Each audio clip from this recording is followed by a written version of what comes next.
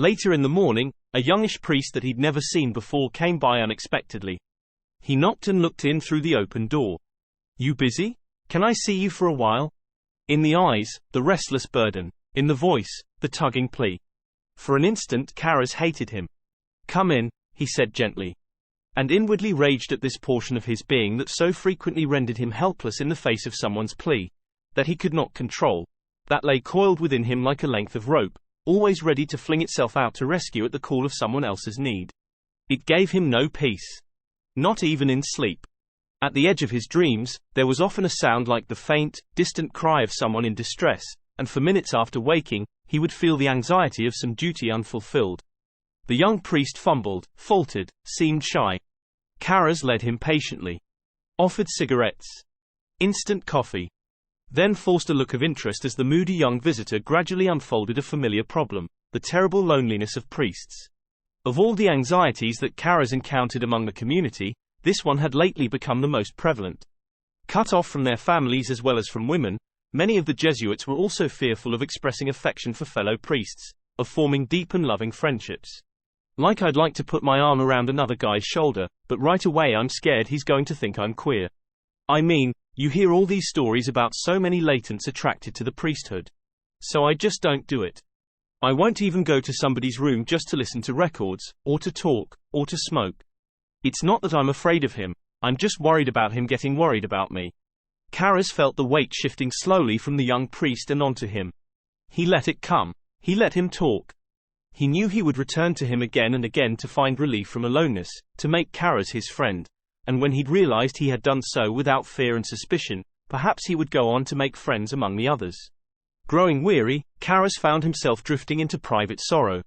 He glanced at a plaque that someone had given him the previous Christmas. "My brother hurts. I share his pain. I meet God in him." A failed encounter. He blamed himself. He had mapped the streets of his brother's torment, yet never had walked them, or so he believed. He thought that the pain he felt was his own. At last the visitor looked at his watch. It was time for lunch in the campus refectory. He rose, and as he started to leave, he glanced at the cover of a current novel on Karras's desk. "Oh, you've got Shadows," he said. "Have you read it?" asked Karras. The young priest shook his head. "No, I haven't. Should I? I don't know. I just finished it and I'm not at all sure that I really understand it," Karras lied. He picked up the book and handed it over. "Want to take it along? You know, I'd really like to hear someone else's opinion." "Oh, well, sure," said the Jesuit, examining the copy on the inner flap of the dust jacket. "I'll try to get it back to you in a couple of days." His mood seemed brighter. As the screen door creaked with the young priest's departure, Karras felt relief. And peace. He picked up his breviary and stepped out to the courtyard, where he slowly paced and said his daily office prayers. In the afternoon, he had still another visitor, the elderly pastor of Holy Trinity Church, who took a chair by the desk and offered condolences on the passing of Karras's mother.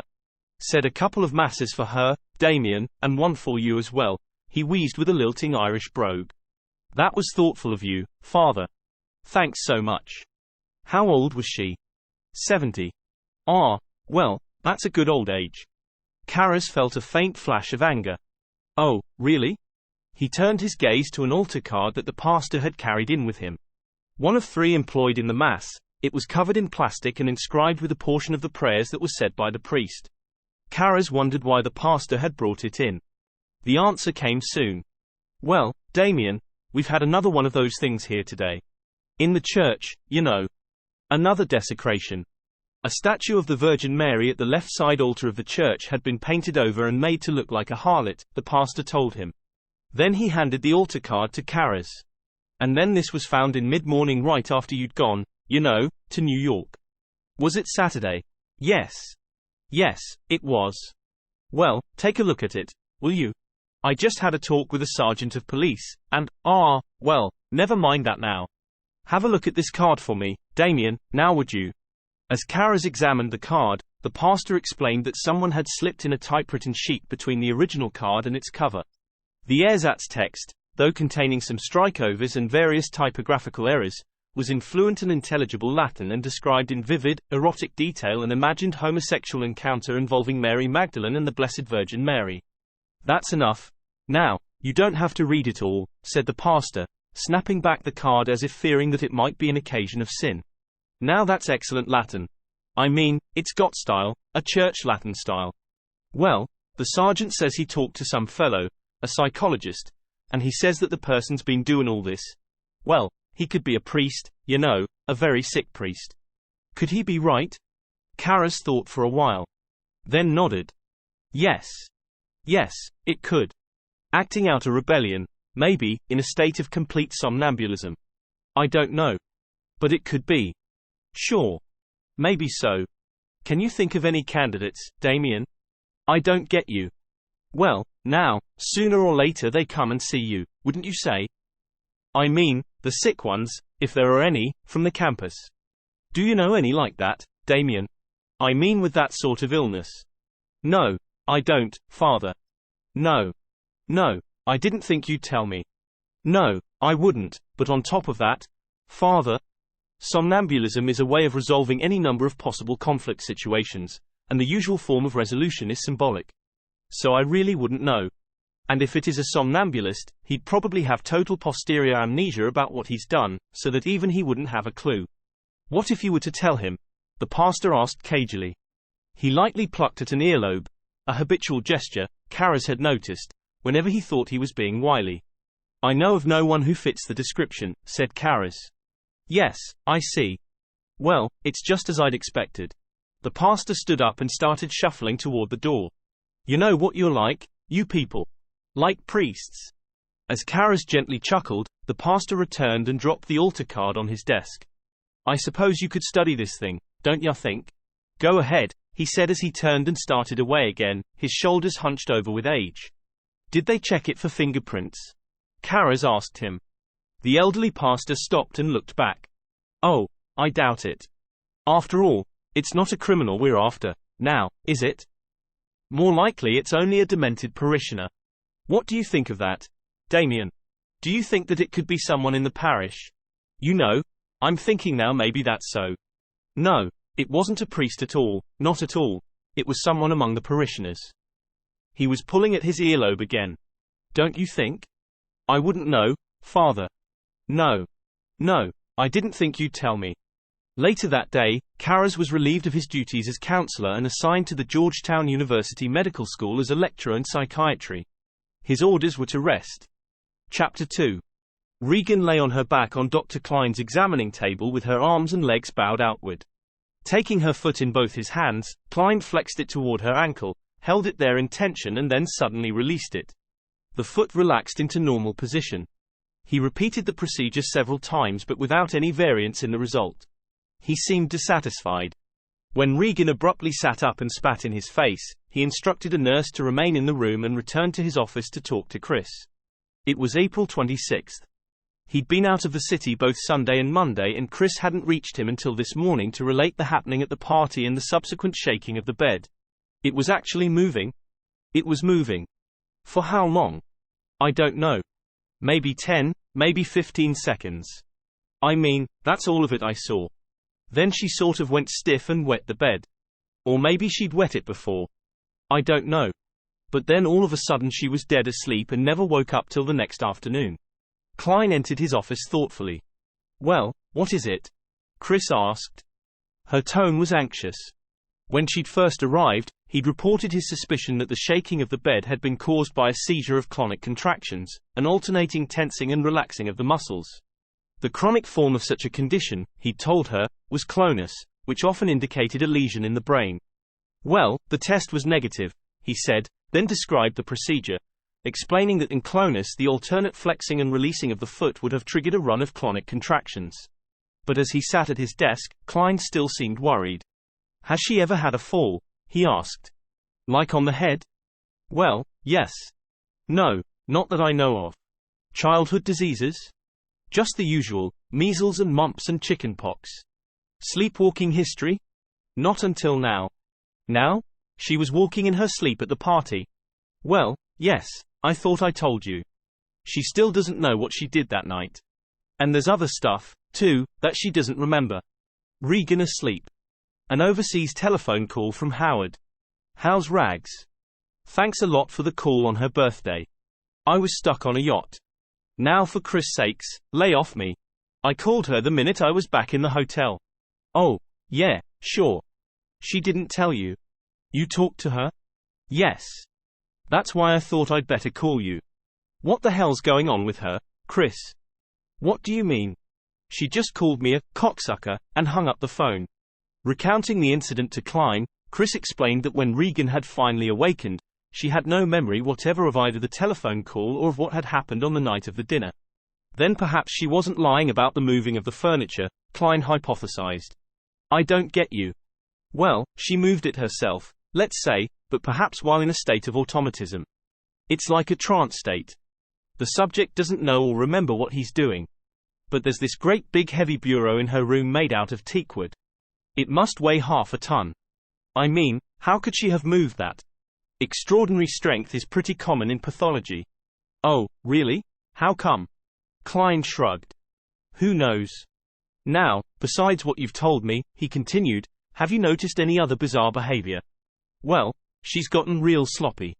Bizarre, Klein repeated. Doc, for Regan that's bizarre. Oh, now wait a second. Wait. Yeah, there's this. You remember that Ouija board she's been playing with? Captain Howdy? The internist nodded. The fantasy playmate. Well, now she can hear him. The doctor leaned forward, folding his arms atop the desk, his eyes narrowed, his manner alert. She can hear him? Yes. Yesterday morning, I could hear her talking to Howdy in her bedroom. I mean, she'd talk, and then seem to wait, as if she were playing with the Ouija board, but when I peeked inside the room, there wasn't any Ouija board there, just rags, and she was nodding her head, Doc, just like she was agreeing with what he was saying. Did she see him? I don't think so. She sort of had her head to the side, the way she does when she listens to records. The doctor nodded thoughtfully. Yes. Yes, I see. Any other phenomena like that? Does she see things? Smell things? Yeah, smell, Chris remembered. She keeps smelling something bad in her bedroom. Something burning? Hey, that's right. How'd you know that? Well, it's sometimes the symptom of a type of disturbance in the chemico-electrical activity of the brain. In the case of your daughter, in the temporal lobe, you see. He put an index finger to the front of his skull. Up here, in the forward part of the brain. Now it's rare but it does cause bizarre hallucinations and usually just before a convulsion. I suppose that's why it's mistaken for schizophrenia so often, but it isn't schizophrenia, it's produced by a lesion in the temporal lobe. So since the test for clonus wasn't conclusive, I think I'd like to give her an EEG, an electroencephalograph. It will show us the pattern of her brain waves. It's a pretty good test of abnormal functioning. But you think that's it? Huh? Temporal lobe? Well, she does have the syndrome, Mrs. MacNeil. For example, the untidiness, the pugnacity, behavior that's socially embarrassing, the automatism, and of course, the seizures that made the bed shake. Usually, that's followed by either wetting the bed or vomiting, or both, and then sleeping very deeply. You want to test her right now? Chris asked. Yes, I think we should do it immediately, but she's going to need sedation. If she moves or jerks it will void the results, so may I give her, say, 25 milligrams of Librium? Jesus, do what you have to, a shaken Chris told him. She accompanied him to the examining room, and when Regan saw him readying the hypodermic, she screamed and filled the air with a torrent of obscenities. Oh, honey, it's to help you. Chris pleaded. She held Regan still while Klein administered the injection. I'll be back, Klein said. And while a nurse wheeled the EEG apparatus into the room, he left to attend to another patient.